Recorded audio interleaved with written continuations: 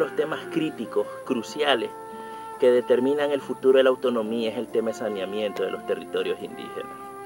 Bien se ha dicho que actualmente se han titulado más de 3 millones de hectáreas a favor de los pueblos indígenas. Y Nicaragua es un país que tiene una cultura económica agraria, la población está creciendo aceleradamente y en algunas partes del país se está volviendo a acumular la tierra por personas que tienen más poder económico. Esto empuja al desplazamiento de campesinos, de pequeños y microproductores a buscar nuevas tierras. Y el bolsón de tierra que el gobierno, no sé si lo visibiliza de manera organizada y planificada, pero tampoco puede frenar un avance de una nueva frontera agrícola que estamos viviendo en este territorio.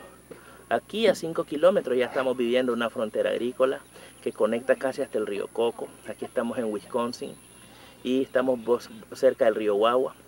Y se han venido creando situaciones tensionantes en lo que es el llamado saneamiento. ¿Qué vemos con esta visita nosotros? Que el tema de saneamiento tiene 3 concepciones.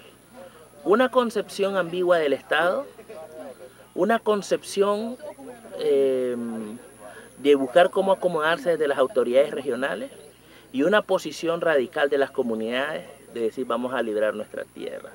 Que al final esto no deja de ser todavía secuela de lo que fue la consigna de lucha hace más de 20, 30 años.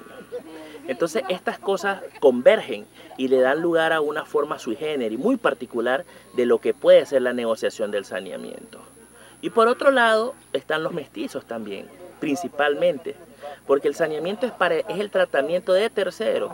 Y ojo, aquí recalco, los terceros no solo son mestizos.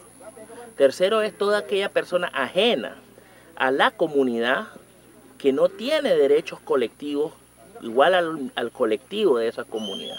Entonces perfectamente pueden ser misquitos de otras comunidades, por ejemplo, como los que vivimos en Bilwi, que siendo misquitos somos terceros en Caratá. Tenemos una relación de arriendo para usufructuar derechos de usar el espacio de Caratá.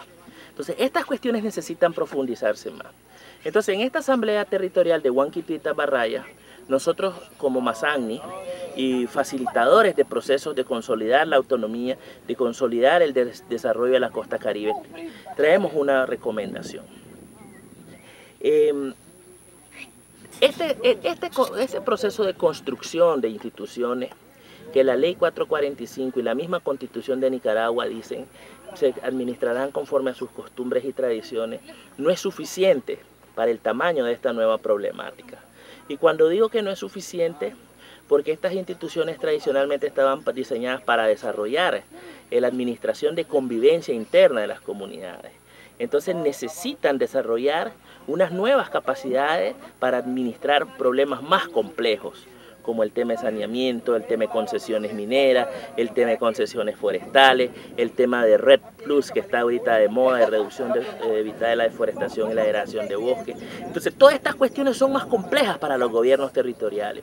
Entonces necesitan ir haciendo ajustes en lo que es su institucionalidad, en sus marcos normativos, en sus marcos institucionales, en sus marcos operativos, y todo esto requiere de instrumentos concertados, instrumentos diseñados y que garanticen 3 características por lo menos para que estos sean legítimamente indígenas.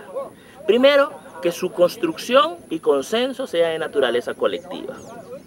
Que esto garantice que hay un ejercicio de autonomía de las comunidades para mantener su identidad, para mantener su cultura. Y tercero, que se necesita desde los actores externos, no solo los colonos, sino desde las políticas públicas del Estado, respetar la cosmovisión del uso del suelo, la cosmovisión sobre biodiversidad, la cosmovisión sobre economía que tienen los pueblos indígenas. Por ejemplo, ya no podemos seguir escuchando, y es inadmisible, que todavía se hable de algo así como tierras ociosas. Estas no son tierras ociosas, estas son tierras que conservar sus bosques, manejar su diversidad biológica, generan un modelo de sobrevivencia, un modelo de subsistencia, de satisfacción de las necesidades fundamentales de vida de estas comunidades. Y no garantizar eso es una vez más evidenciar, por un lado, que el Estado no puede tener una cobertura de las necesidades de salud, de las necesidades de educación, de las necesidades de crédito y préstamo en la costa caribe, de las necesidades de infraestructura productiva, de las necesidades de acceso a mercado. Y que destruir esto es solamente empobrecer más a este sector más pobre del país. Entonces, esa es una cuestión crítica que el Estado debe reconocer como tercer punto. Y entonces buscar una salida que garantice que estos valores ambientales, ecológicos, que se mezclan con la cultura y dan lugar a la identidad del pueblo Miskito, en este caso de este territorio, o del pueblo Mayangna en su caso, o de las comunidades afrodescendientes que viven en las zonas costeras, o de las comunidades ramas, debe de ser una garantía y que se debe de buscar un modelo. Teniendo estas tres premisas, nosotros recomendamos, uno, que el gobierno de Huanquituita Barraya, en conjunto con las comunidades, desarrolle un reglamento de saneamiento. ¿Por qué? Porque se llena de euforia y de emoción, y si nos vamos a un extremo, es decir, el saneamiento en Huanquituita Barraya automáticamente es desalojo, lo cual no es exactamente del todo posible. Segundo, hay una posición bien acomodada del gobierno y que la representó el Procurador General de la República en la visita de la semana pasada, que dice, y ahí empiecen a arrendar la tierra, como si fuera un asunto de propiedad sencillo, de uso del suelo. Y aquí está en juego la cultura, la identidad. O sea, aquí estamos frente a un paredón donde lo que se está asesinando es la cultura de un pueblo milenario, porque forma parte de la identidad multicultural y pluricultural de este país y que es el cimiento de la autonomía. Entonces, no es simplemente arrienden. O sea, me parece muy poco profundo esa respuesta desde el Procurador General de la República. A partir de ahí, recomendamos un reglamento donde hay que tipificar los tipos de propiedad que existen en este territorio. Aquí hay 5 formas de propiedad. Está la propiedad de mismos misquitos que vinieron a vivir aquí entre el 60 y pico y el 72 y que recibieron un título de propiedad que les otorgó el general Somoza, que es titulado bajo el Instituto Agrario Nicaragüense, el IAN. Ellos tienen parcelas que son privadas y que ellos garantizaron que en este proceso de demarcación se respete esa propiedad privada, que es privada de misquitos. Esa es una situación. Un tratamiento de saneamiento en ese tipo de propiedad es diferente a las tierras comunes y colectivas. 2. Las tierras de personas o familias costeñas que recibieron también del Instituto Agrario Nacional o de la OTR hasta antes de 1987. Gente que tiene tierra por Bahuiza, por el lado de Cururia, inclusive aquí por el lado de Piñera, por el lado de La Tronquera, lado de Clautigny. Y después está el otro, cuarto modelo de propiedad, que es el que tienen los excombatientes, que ese es interesante de revisar, porque de esos títulos otorgados a los excombatientes y exmilitares de Amir o Armingó, los dio el gobierno de Nicaragua posterior a 1987.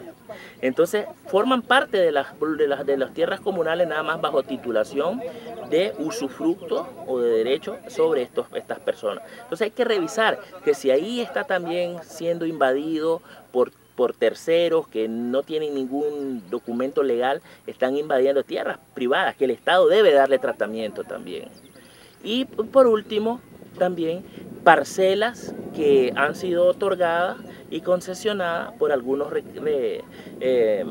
requisitos o tratamientos o normas que tiene la comunidad en la práctica. Y por último, está aquellos que aducen derechos de propiedad y simplemente vinieron sin ninguna negociación y sin ningún trámite a establecerse en un área establecida de una comunidad o del territorio. Entonces, primero hay que tipificar todo este tipo de propiedad y definir bajo ciertos criterios de acceso qué tipo de tratamiento se le va a dar. La ley 445 y las leyes en la materia de la propiedad en Nicaragua dan 3 opciones.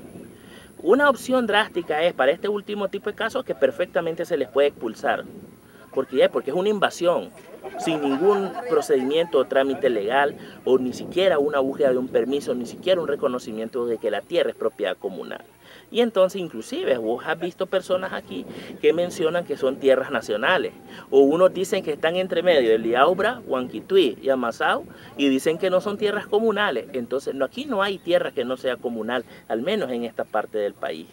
Entonces hay que revisar eso.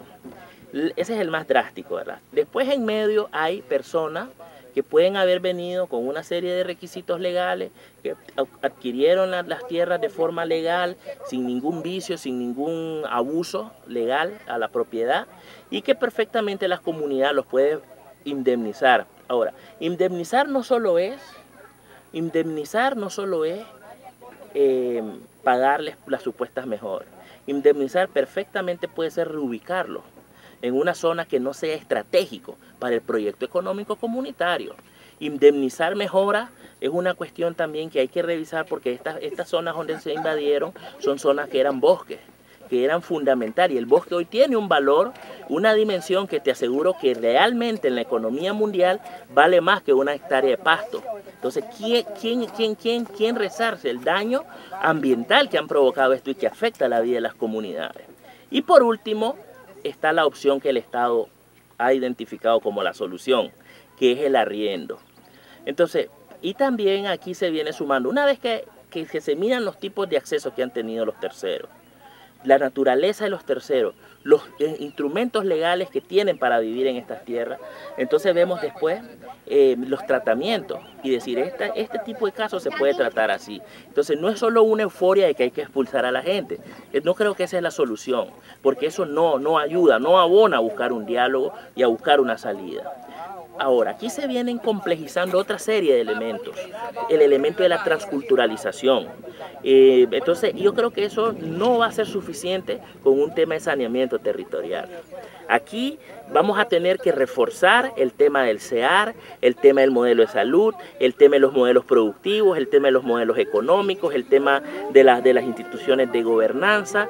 Las instituciones del Estado deben empezar ingeniería de respeto a las instituciones autonómicas, comunitarias y territoriales con urgencia, porque esas erosiones estructurales a la cultura, a la identidad y a los derechos fundamentales que tenemos como pueblos originarios están siendo erosionadas si no hay también este tipo de acción conjunta.